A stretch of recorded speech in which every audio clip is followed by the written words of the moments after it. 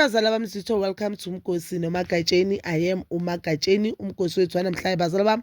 It's about Uthando Nesithembu season 9 episode 2 guys. The yesterday episode it was not much interesting because bebaveza kakhulu abantu bakaMacele. I don't know ukuthi why family kaMacele bayiveza kangaka. I don't know, like, and I feel like family kaMacele they feel like they control family kaMseleku. You understand? Now I understand why a lot of people they are saying uMacele acts as if umama kaMseleku. Abantu bakibo uMacele ke act njengabo malume nabo mamncane bakaMseleku nabo mamkhulu bakaMseleku. Because tell me why ukuthi bafeel so comfortable ngokusho lezi zinto abasho on national TV ngamakhosikazi kaMseleku. Tell me why. So bathi bazovula ilitshe la kabababo elifakwe wrong lelo litshe amakhosikazi kaMseleku they are not invited. I don't understand ukuthi why uMacele bomele aze abuze ukuthi amakhosikazi kaMseleku are they invited na. And I don't think vele bebazo attend that thing because as for uMakhumalo ngizokhulumela nje uMakhumalo, I don't think and I don't see the reason of uMakhumalo attending anything yakaCele since uMacele azange attend umshado wakhe and that thing broke uMakhumalo. These are small things ekudala ziphula uMakhumalo. Now sibone ngathi uMakhumalo makagcuma engathi uyazenzisa or unedrama. Ziningi izinto kaMseleku bebezenza uMakhumalo abalokazi nyathelile. Yes nayo na amaphutha wakhe umuntu, but ziningi izinto kaMseleku benokuzenzeka aboMacele bathulile. So and one thing I've noticed about uMacele ne futhi ngitshengiswa abantu from the previous video that I made. uMacele waziwaxabana naye ukhipha ama secret wakho.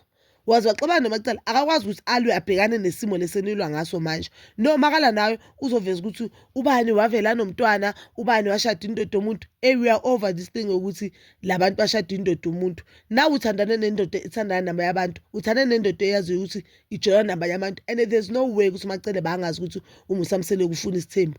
Ayikho. I do not believe that. Obvious vela akekho umuntu ozosiforce and mhla acabana nomusa uzolikhuluma iqiniso njengoba namhlanje umusa nje bacabana noMakhumalo alikhuluma iqiniso. Who have thought ukuthi umusa uzokhuluma kanje noMakhumalo? Ubani bangacabanga nje ukuthi hayi ngelilanga umusa noMakhumalo kuzoshisa kube nje. So yesterday bazala bami baveze episode yakabantu bakaCele of which it was so boring. Obviously bebakhuluma ngomusa because they have nothing to talk about themselves and uMacele ke waqala indaba yokuthi kuthiwa umusa ugule makabuya ukuyoyenzelwa abantu bakaCele meeting, but lento leyo yasho uMangwa in the previous season of Uthando Nesithembu ukuthi babakhe washo ukuthi abantu bakaCele bamenzela meeting. Sibonile sonke leyo meeting and la meeting it was meeting yokuqola umusa because they said they want inkomo ezi4 bona umusa wabanika inkomo e1 as if uzothatha unkosikazi we1 which was uMasawulo ngasekho emhlabeni. So that means umusa bakoleta inkomo kaMayeni yamaKhumalo yamaNgwabe neyalozo fika which is uMakhwela bafuna but they are demanding inkomo ezi4. Bavuma indaba ka number 5 njengoba sebathi umusa waphuma jabulile because bona bebavuma indaba ka number 5 and they gave umusa a go ahead ukuthi angamthatha number 5. Umusa waphuma jabulile lapha. Yes umusa ngaba jabulile but I don't think umusa islima ngalendlela ukuthi abomela zamamele bona ukuthi bavume. I don't understand ukuthi bacabanga ukuthi bona mabathi umusa mathatha number 5 yini omele yenza umusa uthatha number 5 while amakhosikazi wakhe they against indaba ka number 5. So anyazi indaba isithembu sabo ihamba kanjani. I don't know ukuthi where isithembu sabo masi isithembu sabo siphinde si-involve abantu bakaCele kanjani. I don't know and I don't understand. Yabona one thing engizoyishayela ifamily kubo Mangwabe nakibo Mayeni izandla. You will never see family kubo Mayeni kuthiwa nayi kuyenzwa ama meeting nayi family Mayeni they are entertaining Uthando Nesithembu. You'll never see or hear anything from Gibo Mayeni enjalo. Even the time they were complaining ukuthi uMakhumalo said umusa delusional, that thing by show off screen and you can see ukuthi bamayeni akayi-entertain indaba sesithi. Even umama kaMangwabe the time bekavela on TV bombona la mama ukuthi is not looking for fame, but kubo Macele it's giving. I mean we are fighting for our breadwinner. We know ukubaleka kamusa ukuthi ukuhamba kamusa ukulamba kwethu la ekhaya. We understand?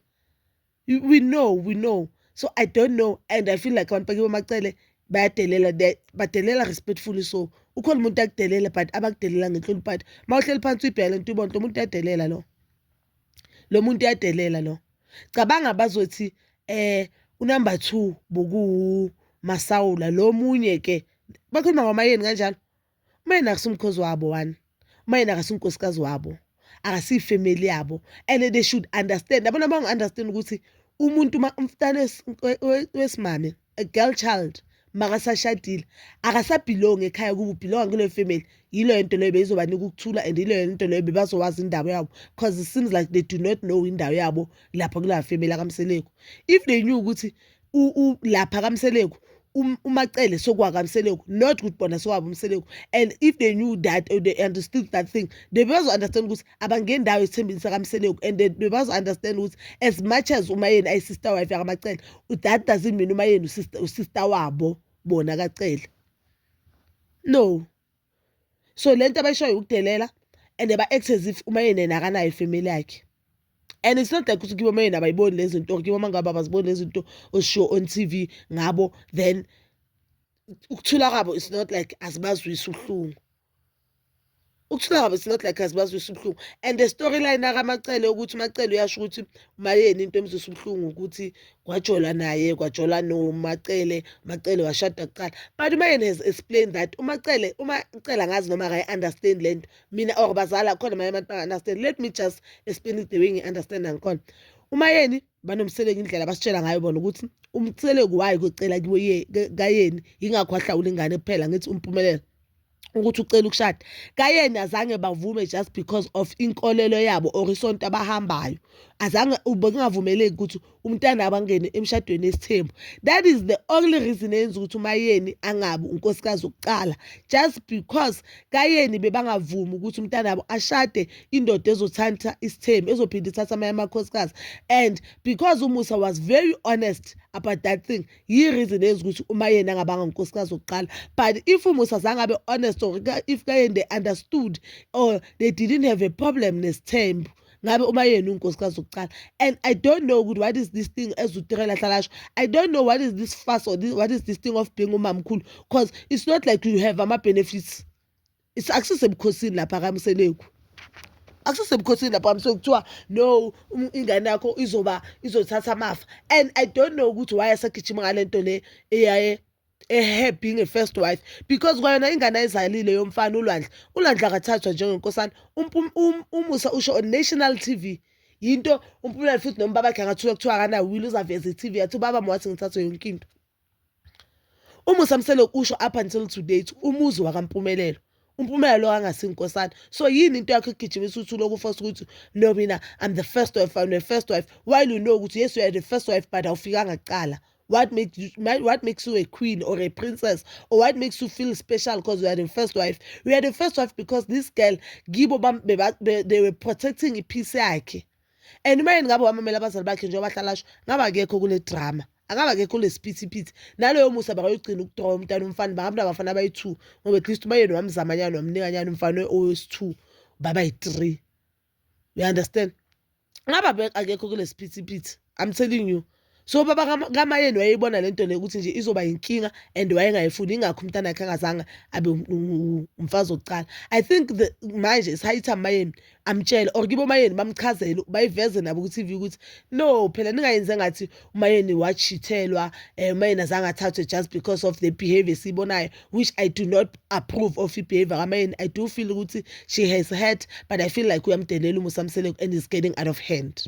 So I don't think ukuthi uMacele yayicabanga lento leyo ukuthi but lo muntu wazanga hayi ukuthi ngumfazi ngoba akakhethwa mina kuqala, hayi ukuthi ngowaba mamkhulu ngoba akakhethwa kuqala, ngoba mamkhulu ngoba ekhaya bavuma indaba yesithembu, and kibo mayeni azange bavume. That is the only reason ukuthi umayeni wavuma later sokufike noMasawula. You understand? And to show ukuthi inhliziyo kaMseleko beyilokhu, mina futhi ngumamkhulu bonke lo ngishaya isifuba. Just imagine ushaya isifuba on national TV uthi wena shaya istina, as old as you are uthi uyashaya istina. But istina ushaye abantu because this woman wahlala wafunda waqeda wazala umntana we-1, wathi makasenzele konke kuphelele khani achubeke azala, because ushilo ukuthi the reason kune-gap between umnini noMpumela is because khona izinto yena bekasazifuna kuMusa, uMusa bekamthembisa zona, or bekasafuna ukulungisa impilo yakhe. Wathi masahlanganisa izinto wachubeka ke wazala umnini nelasbone yakhe. You understand? So wena ushayisifunga ukuthi wena washada manje njengoba ninini bebakuthuka la bakudisrespect on national TV bathi awungeke udle ngaphandle kwabo, that means uMusa makangalala kusasa angavuki wena you will be one of the wives abazohluphe, or you'll be the only wife ozohlupheka uzolala kakhe abantwana bakhe bangadlile just because awuna career, you are not working, awumakethi. The only thing ozoyisho uzothi wena bowuzidayisela before uhlangana noMusa. Uphi umdayiso wakho loyo? Uphi umdayiso wakho loyo?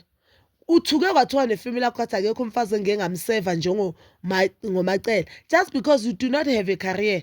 Ngabe nawe azange uvuma ukushada wafocusa on a career, ngaba yikho yonke lento le. I love uMacele, guys, don't get me wrong, and I feel like uMacele abantwana bakhe banomthetho, as I always say, but I do not like behavior abantu bakibo uMacele towards amanye amakhosikazi. I do not like indlela abantu bakibo uMacele bafaka ipetrol emlilweni wamuzi kaMseleko. Abanye abantu abaphula umuzi kaMseleko abantu bakibo uMacele, because uma yena masabona lento le sekayacala futhi yakwade babuyele emuva kubi nokuthula endlini.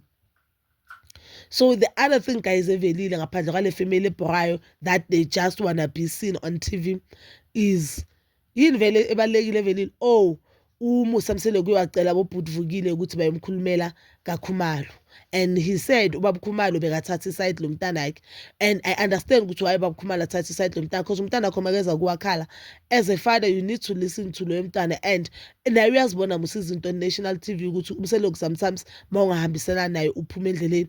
Okay, the meeting bazosho on the next episode usami kanjani, but it seems like bahambe kahle kakhulu because lapha you could see ukuthi uMusa uyasmile, and umama kaMakhumalo, yazi mama kaMakhumalo umama la mama lo uyamakhisa umntanakhe, as much as I feel like sometimes uMusa unokumcindezela uMakhumalo because he's taking advantage ukuthi uMakhumalo yamthanda uMakhumalo ulungile, but ubaba kaMakhumalo uyamakhisa uMakhumalo, and yilabo mama laba abakufundisayo kukuhle kukubi mseke umyeni wakho, but ungamseki masakuhlukumeza. You understand?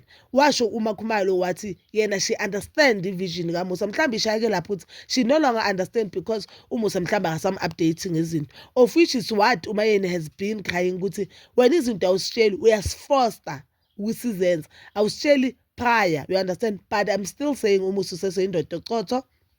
And okay, omunye velile mangabe we know she my darling bekalokhu athena ayi uzohamba, but we knew ukuthi angeke azahambe, nendoda yakhe isho ukuthi mangabe angeke azahambe. We knew, my sister from Dala, ukuthi wena ukuhamba la angeke uzohambe udlala ngathi. That is the storyline, and it's starting to get boring, guys. That is your storyline, and they say yapora mfuna nje ukucamba manga. So on the next season sizobona Mayeni akhuluma noMusa Mseleko achuba wona lokudelela kwakhe abantu. There seems like a lot of people that are enjoying indlela uMayeni akhuluma ngayo noMusa. I for one, I do not like that. Yes, uMusa uyindoda wrong kwezinye izinto, but i-manner of approach ikhona indlela uMayeni ukhuluma noMusa azamkhombe esif ukhuluma nomngane wakhe, even your brother ukhuluma naye kanjalo. It's not a matter ukuthi ukwatile okudala kuzisa ubuhlungu, but it's a matter of respect. If uthathana nomuntu and you are willing to kuhlala nalo muntu and you are willing to build nalo muntu loyo, the least you can show that person is respect. Phela is irrespect cha, it is respect. I do understand ukuthi uMayeni uzubuhlungu, uMayeni udlule entini ezibuhlungu, but I feel like if emshadweni you are no longer happy, you are free to go, guys. You are free to go. Ungahlukumezi umntana abantu umphilise kabuhlungu ummore just because yena usakuthanda and usafuna ukubuilda now, but when uhlalisa indaba ukuthi uzommora. Mental health is a serious thing, guys, and as they've seen ukuthi uMusa health wise akasekho strong. I don't know why bachuba lento abayenzayo, and I don't know why bamsusa ubuhlungu, but what I know about the life, umuntu makasaphila angeke uyibone ivelu yakhe if vele umuntu onga-appreciate, but mangasekho uzomkhumbula.